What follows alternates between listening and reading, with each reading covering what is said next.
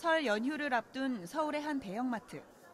지난 1월 부정청탁금지법, 이른바 김영란법 시행령이 개정된 이후 첫 명절을 맞아 선물을 준비하려는 시민들로 북적입니다. 개정된 김영란법은 기존 식사 3만 원, 선물 5만 원, 경조사비 10만 원 규정을 3만 원, 5만 원, 5만 원 규정으로 개정한 것이 핵심입니다. 선물에 있어서 상한액이 5만 원으로 유지되지만 농축수산물이나 원료, 재료의 50% 이상이 농축수산물로 이루어진 가공품은 상한액을 10만 원까지 높였습니다. 반면 경조사비는 결혼식, 장례식 화환은 10만 원으로 유지하되 현금의 경우 5만 원으로 낮췄습니다. 이에 따라 유통가에서는 지난해보다 다양한 선물 세트가 구성됐고 설 선물 매출도 늘어난 것으로 나타났습니다.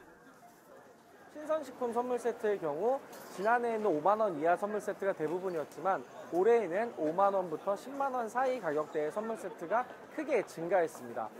특히 이에 따라 그에 대한 수요도 지난해보다 20에서 30% 이상 증가하였습니다. 시민들 역시 김영란법 저촉 대상이 아니더라도 선물을 하는 데 있어서 김영란법 상한액이 기준이 됐다는 반응. 김영란법 때문에 비싼 거는 많이 못 해드리고 회사에서도 요새는 좀 자제하는 분위기라 여러 가지 못 하는데 그래도 뭐 명절이니까 백화점 나와서 이렇게 조그만 선물이라도 마음의 준비하려고 나왔습니다. 하지만 전통시장은 이런 분위기를 체감하기가 쉽지 않습니다. 백화점이나 대형마트 같은 실속형 구성이 어렵다 보니 다양한 선물 세트 구성도 불리한 데다 짧은 연휴에 평창 동계올림픽과 설이 겹치면서 재래시장을 찾는 발길이 눈에 띄게 줄었다는 것이 상인들의 설명입니다. 경매에서 똑같은 넘어오는데 손님들 선택이 한 50% 정도 된 거예요.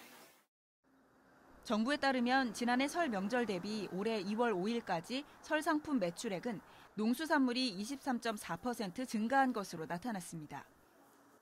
5만 원에서 10만 원 사이의 경우 한우 매출액은 128.2%, 과일은 48%, 수산물은 44.1% 늘어 개정안의 효과가 있었던 것으로 평가됩니다. 김영란법 시행령 개정 이후 농수산물 판매가 회복세를 보이고 있는 만큼 이제는 소비 확대로 이어질 수 있도록 하는 것이 숙제로 남았습니다.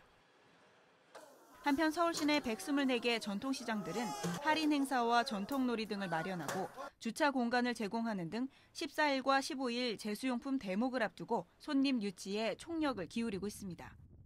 TBS 김지희입니다.